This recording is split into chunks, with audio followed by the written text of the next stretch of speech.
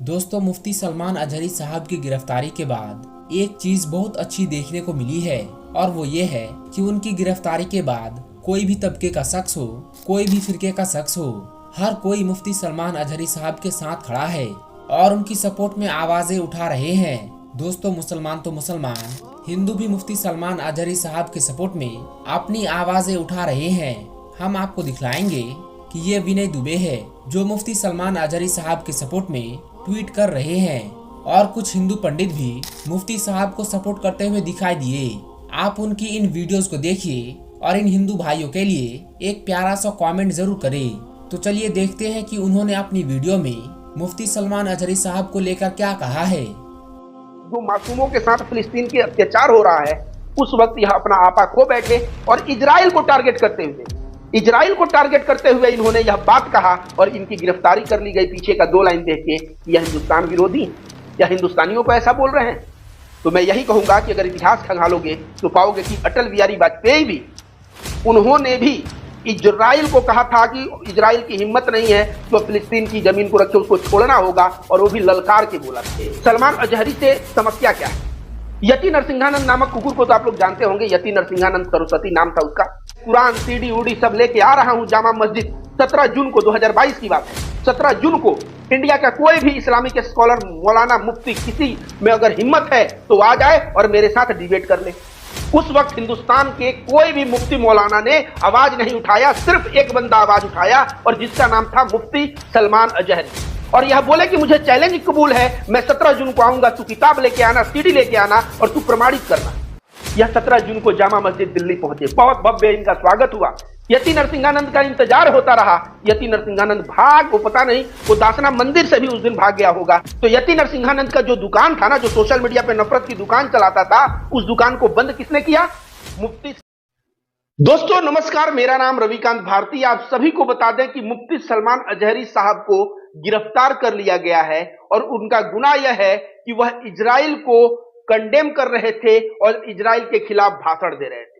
वह फिलिस्तीन के गाजा पट्टी पे जो मासूम बच्चों का, अस्पताल पे महिलाओं को जो कत्लेआम हो रहा है, उस कत्लेआम से उनका हृदय बहुत दुखित था और वह भाषण देते हुए इजराइल को खरी खोटी सुनाते हैं और वह कह देते हैं कि आज खामोशी है, कल शोर आएगा, आज कुत्तों का दौर है, कल हमारा दौर आएगा।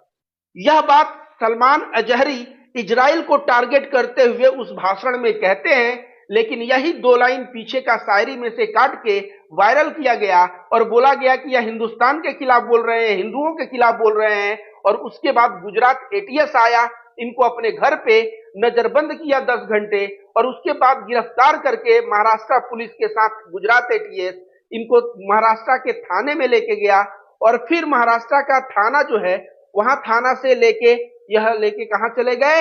यह जूनागढ़ गुजरात के लिए इनको लेके प्रस्थान कर गए। अब मुफ्ती सलमान अजहरी ने जो इजराइल को टारगेट किया था, क्या इसके पहले हिंदुस्तान में इजराइल को कोई टारगेट नहीं किया है? दोस्तों आपको बता दें, हमारे देश के एक महापुरुष हैं जो पूर्व प्रधानमंत्री हैं, जिनका नाम अटल बिहारी वाजपेयी है। वह इजराइल को ना भाषण देके उसकी औकात दिखाई और कहा कि अगर कोई विदेशी ताकत हमारा जमीन अगर छीनता है, इस चीज को हम बर्दाश्त नहीं कर सकते। ठीक उसी प्रकार फिलिस्तीन का जमीन जब हम अपने लिए बर्दाश्त नहीं कर सकते तो दूसरे के लिए भी नहीं। अगर फिलिस्तीन का जमीन इजराइल ने लिया है तो इजराइल को वह जमीन छोड़ना पड़ेगा। और अटल बिहारी वाजपेयी ने इजराइल का विरोध किया था। तो इजराइल का विरोध करना क्या गलत है? आप बताइए, क्या इजराइल जो है अमानवीय घटना नहीं कर रहा है?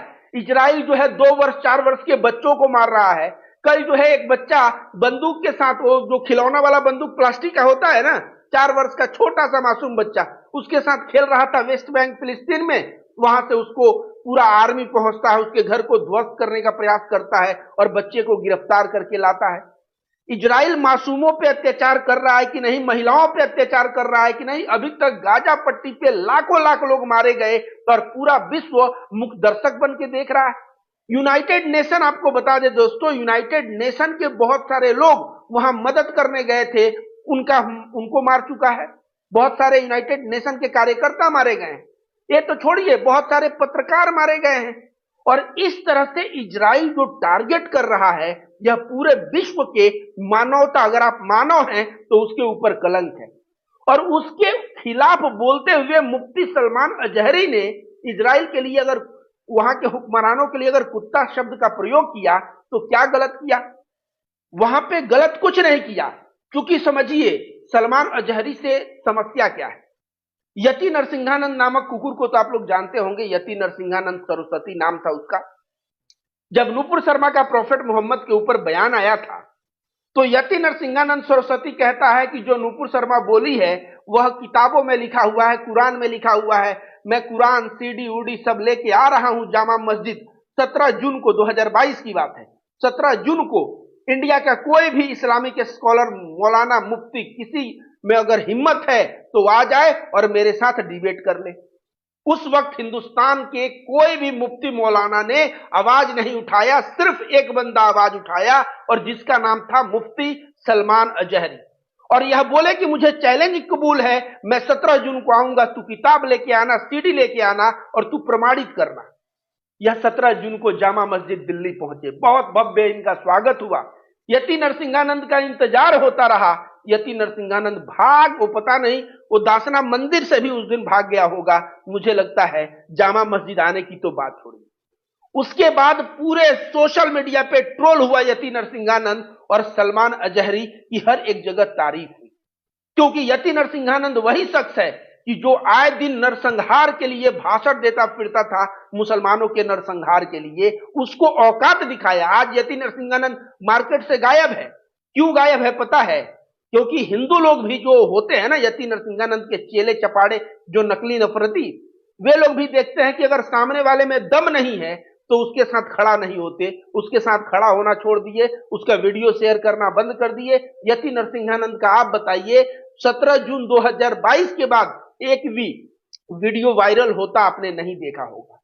तो यति नरसिंहानंद का जो दुकान था ना, जो सोशल मीडिया पे नफरत की दुकान चलाता था, उस दुकान को बंद किसने किया? मुफ्ती सलमान अजहरी ने बंद किया। आगे दोस्तों आपको बताते हैं, क्या मुफ्ती सलमान अजहरी सही में एक आतंकवादी प्रवृत्ति का व्यक्ति है? क्या वह हिंसा को प्रमोट करता है? तो जाके उनके दो चार ना स्पीच सुनिए, उपदेश सुनिए। मोहम्मद साहब के जिंदगी से अच्छाइयों को खोज खोज के वह बताते हैं कि प्रोफेट मोहम्मद साहब ऐसे थे, वैसे थे, ये थे, वो थे। आप भी दूसरे का सेवा करिए, दूसरों के लिए जिए, अगर पड़ोसी भूखा रहे तो उसको खाना खिलाइए, अपने लिए क्या जीना। और इस तरह जो है प्रोफेट मोहम्मद के मार्ग पे चल के पूरे मानवता की सेवा करने की बात ये करते हैं।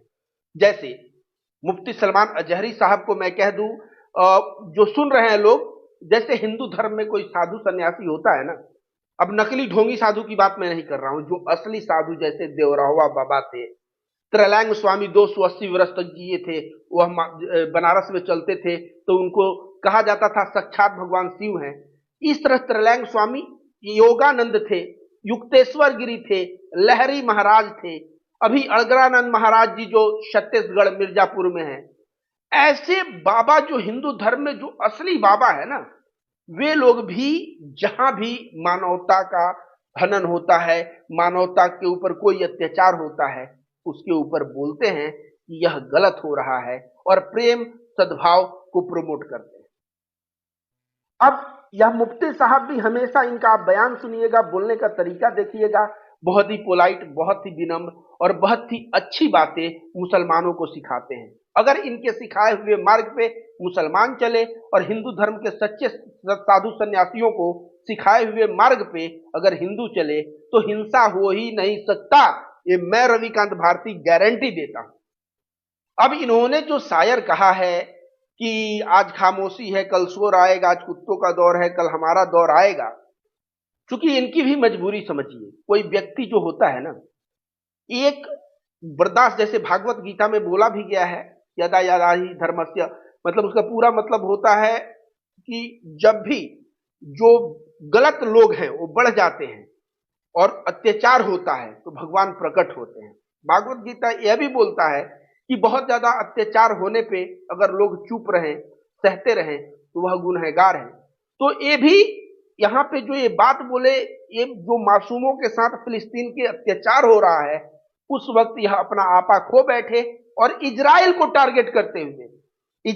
टारगेट करते हुए इन्होंने यह बात कहा और इनकी गिरफ्तारी कर ली गई पीछे का 2 लाइन देख के कि यह हिंदुस्तान विरोधी हैं, या हिंदुस्तानियों को ऐसा बोल रहे हैं।